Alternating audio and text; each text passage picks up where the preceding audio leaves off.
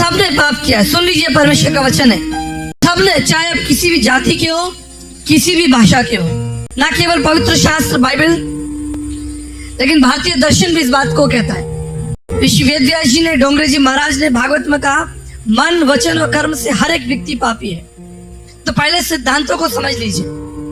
अगर आपको सिद्धांत समझ में नहीं आएगा तो आपको वो परमेश्वर कभी समझ में नहीं आएगा। अगर आप उस परमेश्वर का साक्षात्कार करना चाहते हैं तो आप अपने जीवन को देखिए कि आपका जीवन कैसा है,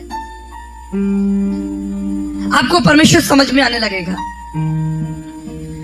आपने देखा होगा कि जब कोई सुनार, कोई गोल्ड स्मिथ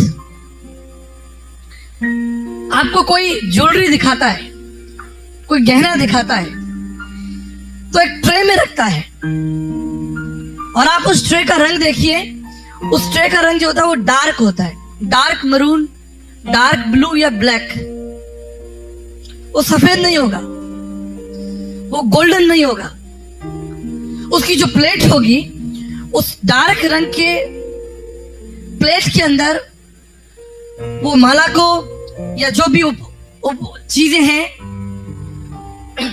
उसको दिखाएगा। उसके पीछे एक लक्ष्य है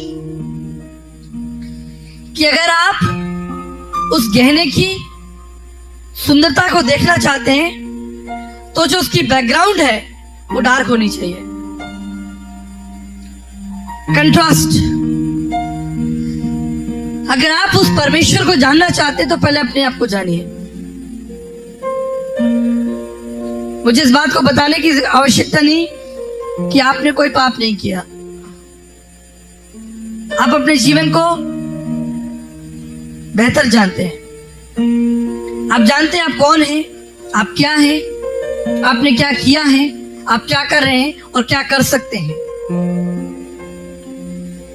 एक बार एक गांव में एक बहुत धनवान व्यक्ति था और बहुत दयालु भी।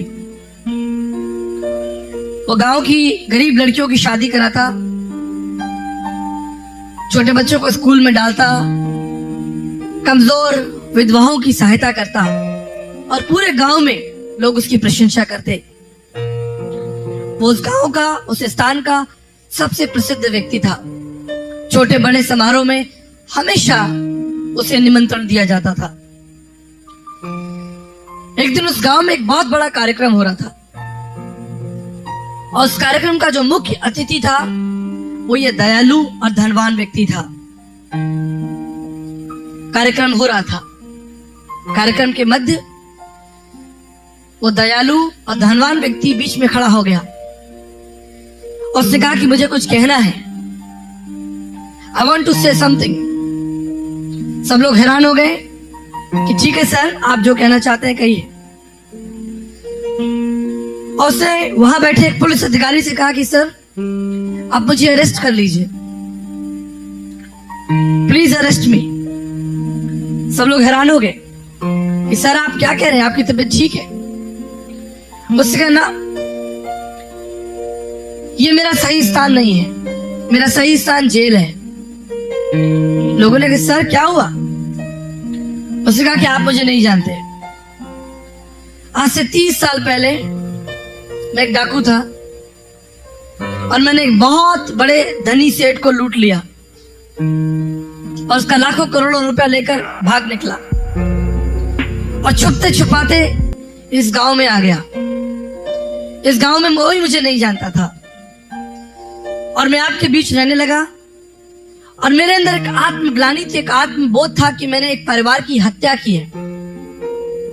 और इस आत्मग्लानि, इस आत्मबोध से बचने के लिए मैं दान पुण्य के कार्य करने लगा और धीरे धीरे मैं आप लोगों की सहायता, लेकिन वो बोझ, वो थकान आज तक मेरे हृदय पर है। मेरे प्रियो, हो सकता है आप किसी विशेष धर्म, किसी विशेष जाति से संबंध रखते हो, अच्छे कपड़े पहने हो, अच्छी जगहों पर बैठे हो, लेकिन आप वास्तव में कौन है ये आप जानते हैं।